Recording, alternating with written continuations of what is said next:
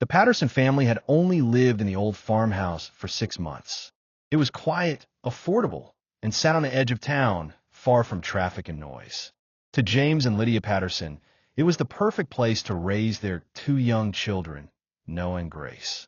But shortly after they moved in, Lydia started hearing things at night. It began with soft footsteps. At first, she blamed the old wooden floors and wind pushing through cracks. But the footsteps came too regularly, slow, steady pacing, usually around 2 or 3 in the morning. James said she was dreaming. She wasn't. Then came the sound from the attic. One night, Lydia awoke to a faint dragging noise above the ceiling.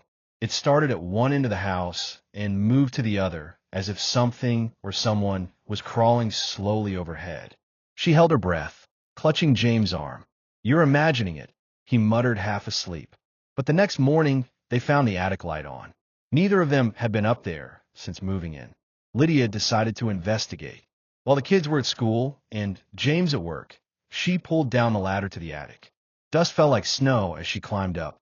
The attic was freezing and mostly empty, except for a few old boxes left by the previous owner, and a single, red string tied to a ceiling beam. It led to a corner of the attic, disappearing into the insulation. Lydia followed it, pulling gently until her hand brushed something soft, fabric.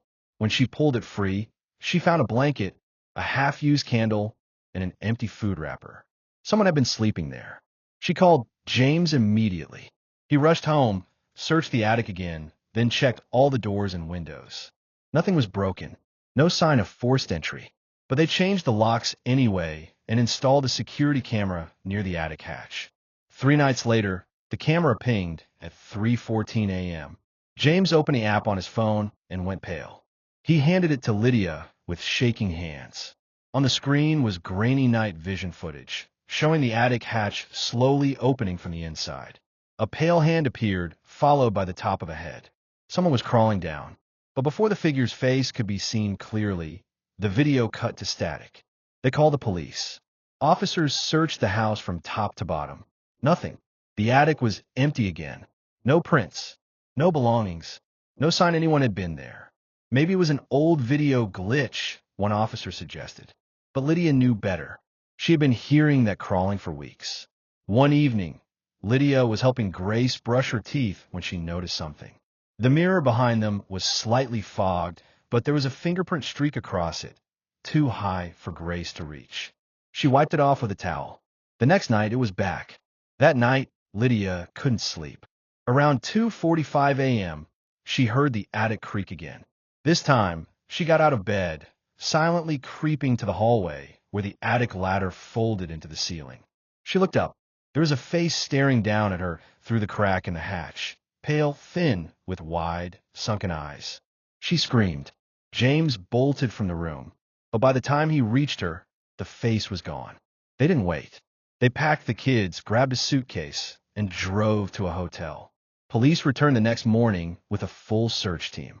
In the attic, behind a panel of drywall, they discovered a narrow crawl space. Inside were empty water bottles, wrappers, a journal, and more red string, some tied in knots, some hanging from nails in the wood like a twisted spiderweb. The journal revealed the truth. A man had been living in the house for over a year, long before the Pattersons moved in. A squatter, possibly homeless, mentally unstable.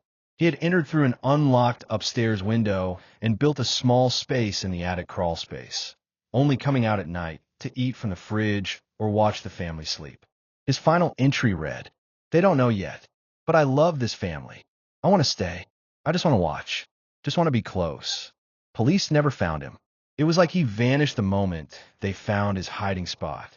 2 months later, the Pattersons moved to another home far across town. They never heard from the man again. But one night, as Lydia put Grace to bed, she noticed something strange under the child's pillow.